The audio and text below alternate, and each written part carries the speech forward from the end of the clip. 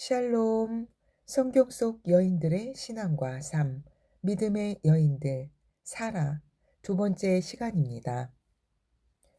경험을 통해 그녀는 믿음으로 사는 삶은 인간적인 안락함을 포기하는 것뿐 아니라 인내심도 있어야 한다는 것을 알았다.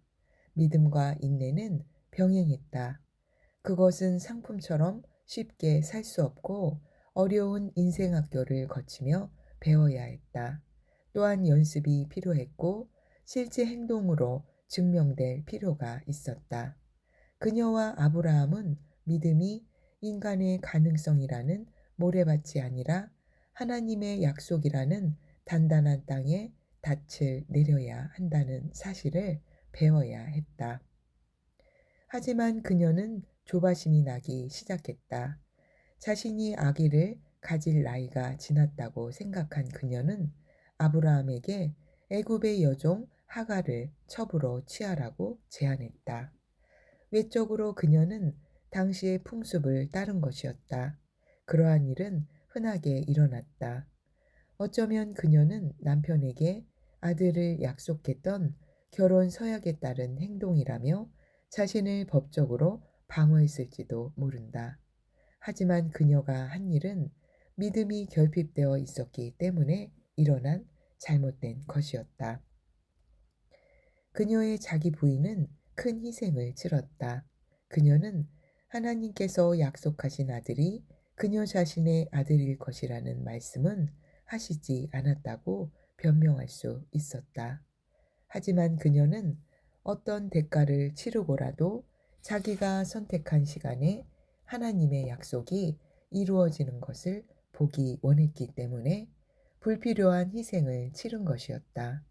10년이라는 긴 세월을 기다리는 동안 그녀는 견딜 수 없을 만큼 힘들었다. 그녀의 진짜 문제는 그녀의 참을성이 말라버린 것이 아니라 자기 스스로 해결책을 찾았다는 것이다. 그녀는 자신의 운명을 손에 쥐고 비싼 값을 치렀다. 무엇 때문에 아브라함은 그녀의 말에 귀를 기울였을까? 그것은 아직도 분명하지 않다. 그보다 앞선 아담도 아내의 잘못된 제안에 귀를 기울여 쓰디쓴 열매를 땄다. 그는 왜 사라의 말에 귀를 기울였을까? 그 결과는 즉각적으로 나타났다. 불신과 성급함의 죄는 하갈의 태중에 어린아이가 생기기 오래전부터 그 열매를 맺기 시작했다. 존경할 만한 가정이 불만족과 불화로 파괴되었다. 하갈의 우월감이 점점 높아지기 시작했다. 사라는 자신이 이 불행한 계획에 주도권을 잡았다는 사실을 잊어버렸다. 그녀의 마음이 하나님을 떠났기 때문에 자기 자신을 돌아보거나 회개하는 일을 소홀히 했다. 그 대신 그녀는 자기 남편을 비난했다. 또한 하갈을 몹시 경멸했기에 만약 하나님께서 중재하지 않으셨다면 그 젊은 여자는 죽었을지도 모른다. 사라는 자신의 품위를 떨어뜨렸다. 그녀는 사람이 하나님으로부터 멀리 떠나 방황할 때 얼마나 파괴적인 힘을 갖게 되는지 배웠다. 그녀는 시간을 벌기 원했다. 그것이 오히려 시간을 잃어버리게 되는 결과를 가져오리라고는 아무도 생각하지 못했다. 어느 날 아브라함은 어딘지 모르는 곳에서 갑자기 나타나 자기 앞에 서 있는 손님들을 접대하느라 매우 분주했다. 그들이 머무는 동안 사라는 식사 준비를 돕고 있었다. 대접할 때가 되자 그녀는 남자들이 세상을 지배하고 있던 동양의 관습대로 뒤에 남아 있었다. 그들이 내 아내 사라가 어디 있느냐라고 물었을 때야 비로소 관심을 가졌다.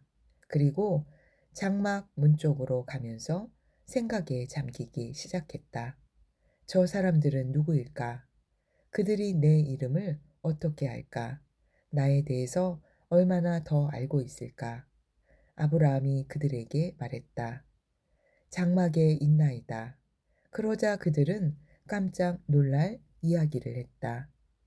기한이 이를 때에 내가 정녕 내게로 돌아오리니 내 아내 사라에게 아들이 있으리라. 그 사람들은 여전히 장막 쪽에 등을 대고 앉아 있었고 사라는 자기가 눈에 띄지 않을 것이라고 생각했다. 그녀는 혼자 생각하고 있었다. 마음속으로 그들이 한 말을 떠올리며 웃었다. 그들은 매우 예의 바른 모습을 보였다. 그야말로 신사였다. 아브라함에게 아들이 있으리라고 공손하게 약속함으로써 주인의 접대에 감사를 표했다. 하지만 불현듯 현실로 돌아오면서 그녀의 생각도 끝났다. 놀랍게도 그녀는 자기가 입 밖에 내지 않은 생각이 말로 표현되는 것을 들었다. 그 사람이 물었다. 사라가 왜 웃으며 이르기를 내가 늙었거늘 어떻게 아들을 낳으리요 하느냐. 그러면서 즉시 감동적인 말을 했다. 여호와께 능치 못한 일이 있겠느냐? 여호와, 여호와라니. 그 순간 사라는 아브라함이 이미 그러했던 것처럼 하나님을 인식했다. 그녀의 남편은 그 세 사람에게 내 주여라고 말하지 않았던가. 여호와께서는 친히 그녀에게 말씀하시고 그녀에게 개인적으로 그 약속을 확인시키기 위해 하늘에서 내려오셨다. 내년 이맘때 내가 반드시 내게로 돌아오리니 내 아내 사라에게 아들이 있으리라. 큰 충격을 받은 사라는 자기의 믿음 결핍을 부인하면서 말했다. 내가 웃지 아니하였나이다. 그녀는 그분이 내가 웃었느니라 말하기 전에 이미 그 대답을 알고 있었다.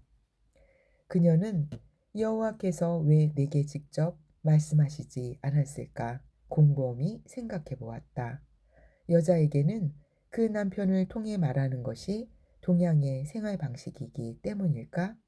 혹은 아브라함도 자기 아내처럼 불신하여 웃었다는 것을 상기시키려고 하신 걸까? 얼마 전 하나님께서는 그에게 아들에 대한 약속을 반복해 주셨다. 아브라함 역시 사라에게서 아들을 얻을 것이라는 소망을 잃어버렸기 때문이다. 그는 이스마엘로 만족하고 그가 하나님께 용납되기를 간청했었다. 하나님은 처음으로 약속의 아들이 사라의 아들일 것이라고 명백하게 말씀하셨다. 그 증거로 하나님은 그들의 이름을 바꾸어 주셨다. 높은 자의 아비인 아브람 대신 많은 무리의 아비인 아브라함이 되었고 사례는 왕녀라는 의미의 사라로 바뀌었다. 여호와 하나님은 기다림이 곧 끝날이라는 사실을 아브라함에게만 말씀하는 것으로 충분치 않다고 생각하셨다. 그래서 사라에게도 개인적으로 말씀하시기 위해 오셨다. 이듬해 하나님께서 약속하신 대로 아들이 태어났다. 하나님께서 그에게 주신 이삭이라는 이름은 웃음이라는 뜻이다. 그들이 살아있는 동안 이삭은 그의 부모가 불신 때문에 그의 이름 뒤에 물음표를 붙인 것을 하나님께서 느낌표로 바꿔 놓으셨다는 사실을 상기시켜 주었다. 하갈이 아브라함의 첩이 되게 한 사라의 실수는 계속해서 심각한 결과로 나타났다. 이삭이 젖대는 잔치를 할 때 이스마엘이 이삭을 조롱하자 사라는 아브라함에게 하갈과 이스마엘을 멀리 쫓아내라고 종용했다. 아브라함의 마음은 슬펐다. 자기가 죄에 참여했던 것 때문에 고통을 당했기 때문이었다. 그러나 하나님께서는 아브라함에게 사라의 말을 들으라고 말씀하셨다. 그래서 그는 애굽 여인 하갈을 아들과 함께 내보냈다. 역사가 증명하듯이 하나님은 그들도 사랑하셨다.